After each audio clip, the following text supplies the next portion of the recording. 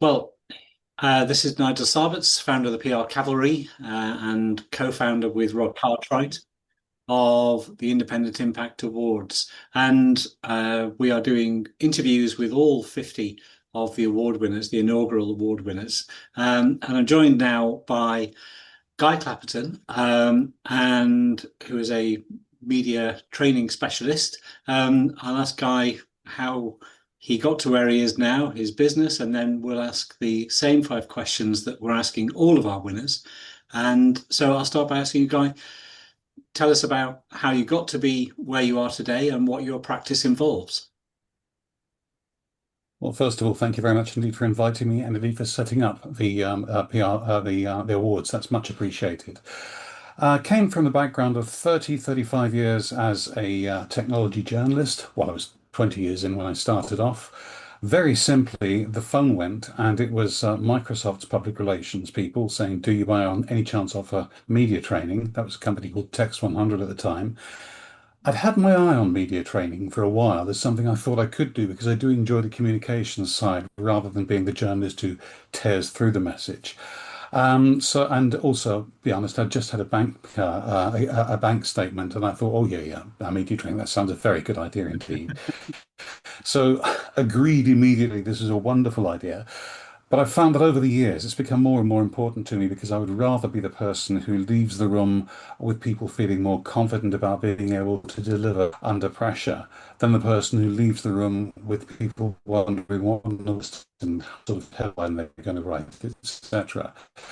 It's I've built up over the years. I'm now much more a media trainer than anything else. I really enjoy the work. I've built up a small team that helps me, and that's basically where I am. And yeah, that's it. Okay, great.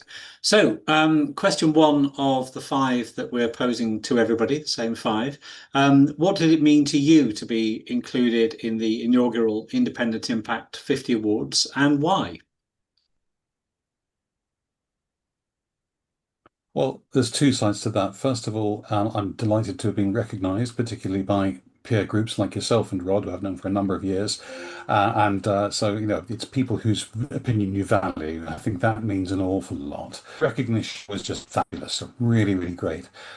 In terms of the awards themselves, I think it forms some sort of recognition that independent people count as a sector in the public relations industry, even if, like me, they're not full service public relations.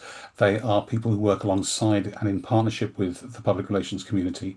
I have joined the CIPR. I do believe in pulling my weight, but it's that idea that we can stand up, be counted, and hopefully count as a block rather than just these nice to have people on the edges. That's not the way it is with independence. Okay. And what behaviors by clients have most surprised you since going independent, be they positive or not so positive? Going back to when I first became independent, not necessarily as a public relations person, but as a journalist, we're going back to 1993. So, as my daughter would inform me, the big surprise was we were in colour already. But the other surprises were that, well, it wasn't so much a surprise, but my old boss, my editor, years ago, put it to me that there would be a very great difference between Guy Clapperton of the publication and the appeal of Guy Clapperton solo. So I had to start sort of building up and trying to rebrand myself as a bit of a business, even if I saw myself just as a freelance journalist. Actually, there's no such thing as just a freelance journalist. That's something I think the awards are militating against. You are a business in your own right. I think the other thing that surprised me a bit, rather naively, I was very young at the time in 1993, that soon went away, but was the fact that people were so polite, which I mistook for enthusiasm and occasionally commitment to use me as a copywriter or something like that. And no, when they said, good luck, we'll certainly bear you in mind, what that meant was, yeah, that's very nice, clear off. So I think those things. More recently, I think things have changed. I think the independent people are becoming more.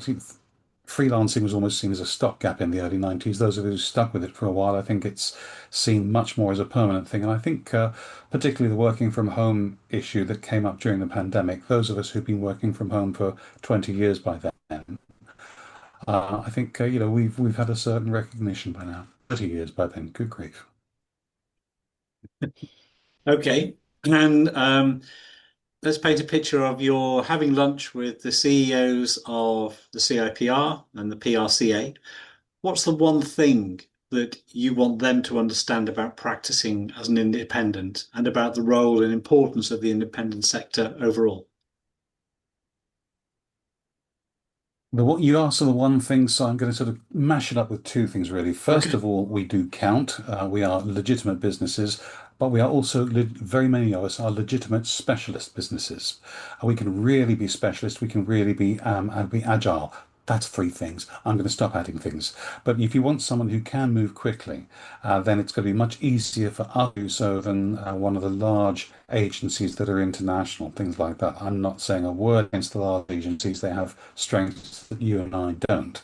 But we can move quickly, we can work alongside them, we can dart in and out as and when we're needed, or we can form long-term relationships, clients with whom we've got many long-term relationships, as the client wishes. And those are so easy for some of the larger organizations that are responsible for employing thousands of people out like that. Okay. And I'm sure you told me when you the date that you went freelance, but you meet yourself on that day as you're weighing up, you're making the final decision to go it alone. What are you going to say to the young guy? First of all, enjoy it. It won't last, being young. Second, I would say get your pension sorted out because and do keep reviewing it. Nobody else is going to do it for you. The other thing nobody else is going to do is look after any impetus in your career. If you've got any momentum going at first, that's great, but don't mistake that for being permanent. What I didn't appreciate at the time when I was at a trade publication Microscope until 1993 was the amount of people in the background doing the marketing, doing the subscriptions, doing all those sorts of admin tasks. Nobody else does it for you. And importantly, on that, particularly on the admin front, being solo doesn't mean you have to be by yourself. I think the idea of this that this list of 50 people is a great idea because we can get together, we can do things together. But also, I mean, immediately I went freelance. I got an accounting because everybody does.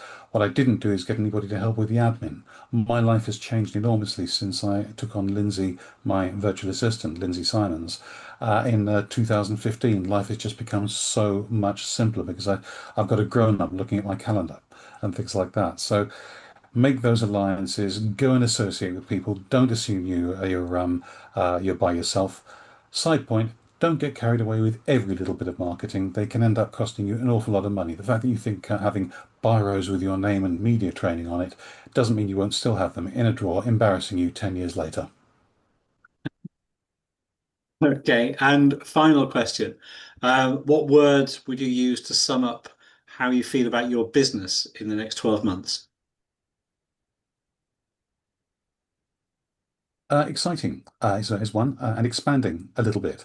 I've just come back from Greece where my camera guy and I were filming a corporate video. We first meant doing corporate videos when I was freelance, but we're now doing them under my auspices as Clapperton Media. I also have started working, I've expanded into media training in a studio, which I hire for people rather than just at their offices. So we're going in different directions. We're going in more interesting directions, perhaps. So, yeah, challenging and exciting. I think that's a pretty good combination. I'm terrified. Great. Guy, it's been a huge pleasure. And I hope that we will be reviewing your entry for next year's awards. Nothing to stop you entering. And I hope that you will also be thinking about people that you know who you feel should be entering. Um, but once again, thanks very much for your time. Really appreciate it and look forward to seeing you again soon. Take care.